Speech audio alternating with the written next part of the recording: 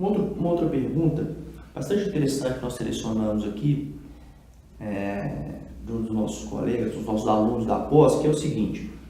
É uma pergunta que tem uma resposta, pode parecer um pouco óbvia, mas tem um raciocínio bem interessante por trás, que é possível a outorga de um alvará de pesquisa sobre área já onerada por outro alvará de pesquisa ou concessão de lavra, se os títulos forem para substâncias diferentes? Interessante, né? É muito interessante. Eu também vou dividir essa questão em duas. Vou explicar o porquê. Toda vez que alguma questão, alguém me pergunta alguma coisa, eu analiso sob o ponto de vista jurídico, ou seja, o que o Código de Mineração determina, porque você também não pode ficar dando opinião abstrata fora de um contexto de sistema jurídico minerário, porque aí sim, aí nós entramos no mundo da teoria, da metafísica, não é? Mas tudo me chama a atenção o seguinte: política mineral materializada na lei, nas normas. Então, nesse caso, a resposta é não. Por quê? Vigora no Brasil o princípio da unicidade titular por direito minerário. A pergunta é: isso é correto? Não é correto. Por quê?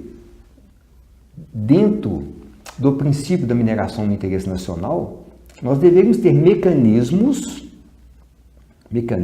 para que não só o mineral principal, mas os secundários também pudessem ser adequadamente aproveitados.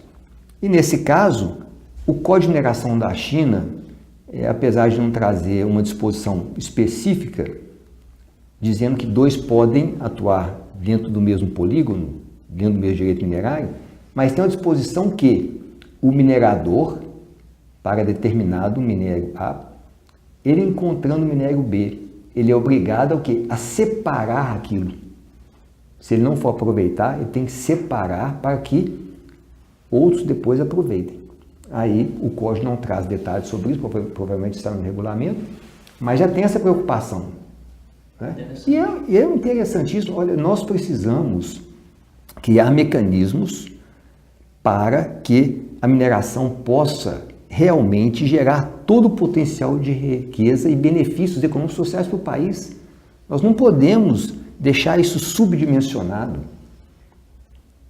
O Brasil ainda tem um déficit social muito grande para cumprir.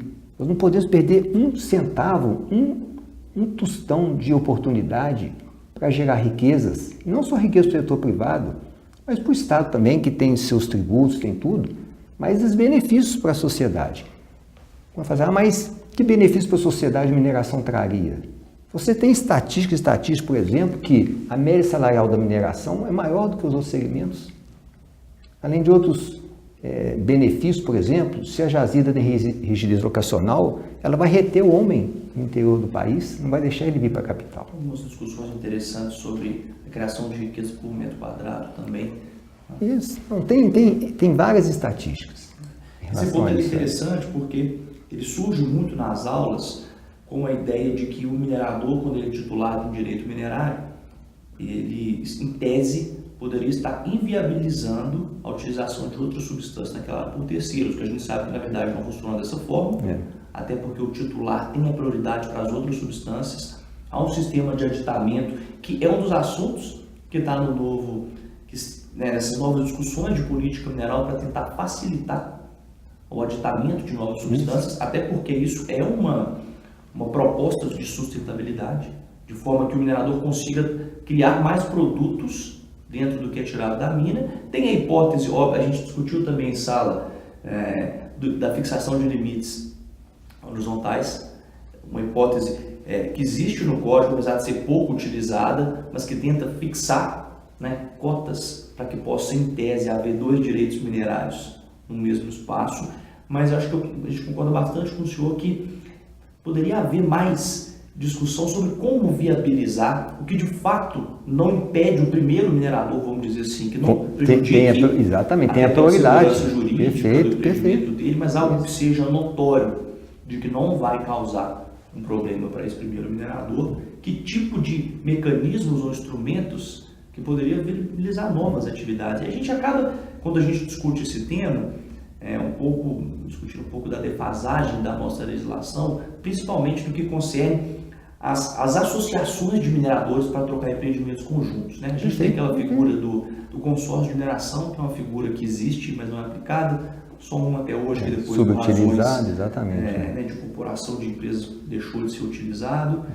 Mas talvez um caminho interessante, dar mais liberdade para que as empresas pudessem fazer negócios, obviamente, com toda a fiscalização necessária, de negócios que respeitem todas as normas do Código de Mineração, normas ambientais. Seria um ponto interessante, né? Só eu queria completar isso aí, porque mineração é um assunto puxa outro, não é?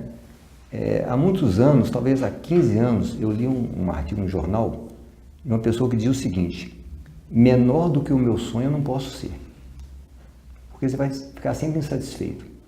E eu tenho um sonho engraçado de muitos anos, é de ver a mineração brasileira realmente desenvolvida, a todo vapor, uma mineração respeitada, uma mineração em que todos os agentes, começando pelo minerador, respeitem a legislação na sua plenitude, não é? Só que isso eu li há uns 15 anos e há uns 10 anos eu conversei com uma advogada, você deve conhecer, a Cecília Gonçalves, né, do Peru, e nós estávamos discutindo sobre a questão dos mining agreements, que seria uma tendência no futuro para os empreendimentos globais, aquelas coisas todas, e ela olhou para mim e falou assim: o Brasil não está preparado para trabalhar com esse instrumento. Olha para você ver, ela do Peru, parece que ela também tem muita ligação com o Dandi. Sim, é interessante você tocar nesse ponto, porque ano passado, né, o CIP-MLP fez 40 anos e eles promoveram um seminário sobre o direito da mineração, chamaram grandes personalidades, tiveram algumas celebrações de 40 anos, inclusive Cecília Gonçalves foi uma das convidadas, mas um dos temas principais do debate do seminário foi justamente a utilização dos contratos minerários versus a utilização dos códigos de mineração. Por quê? O que foi o chamativo desse seminário? Que cada vez mais instituições de fomento, né, instituições que financiam estudos e financiam estudos mesmo para melhoria de marcos regulatórios da mineração em vários países, estavam direcionando muitos recursos para países que adotam os mining agreements, né? Um debate muito grande se na verdade os mining agreements existiriam em função da inexistência de código de mineração ou da existência, mas uma falta de um teste dele na prática. Então, ainda hoje, você vê, uma coisa que aconteceu agora em 2017, existe um debate grande sobre esse é o caminho? Ou se o caminho é, na verdade, utilizar os mining agreements até que a legislação possa se tornar consistente, testada, né? E o assunto também toma uma proporção relevante na Universidade de Colômbia, também por um estudo que foi patrocinado também pelo governo alemão, algumas agências de fomento, fez um trabalho bastante profundo, exatamente identificando os prós e os contras de utilizar esse sistema, quais países os utilizam e qual é a visão da política mineral desses países. Se estão numa fase de transição para um código de mineração mais robusto ou se, ao contrário, se são os códigos de mineração que estariam indo para os contratos. O que tem identificado é o primeiro caso, mas ainda assim uma série de debates dos pontos positivos, como por exemplo uma legislação um pouco menos amarrada, de forma que ela possa ver os aspectos gerais e que os contratos poderiam entrar eventualmente assinalando, né, ou resolvendo pequenos pontos que cada empreendimento demanda. Tá? Perfeito. É interessante. E resumindo isso tudo, o que eu diria? Ainda que nós decidamos que o Brasil está no momento de adotar os mining agreements dos grandes empreendimentos ou não, o que me deixa bastante decepcionado é que nós não estamos nem engajados nessa discussão. O nosso sistema de administração pública minerária ainda está cuidando do dia a dia. Você não vê essas discussões de alto nível, mesmo considerando a importância do Brasil no mercado mineral mundial. Não é? Nós temos a maior mineradora de minério de ferro, não é? Temos grandes players, Niobbe, outros, né? O Brasil é respeitado.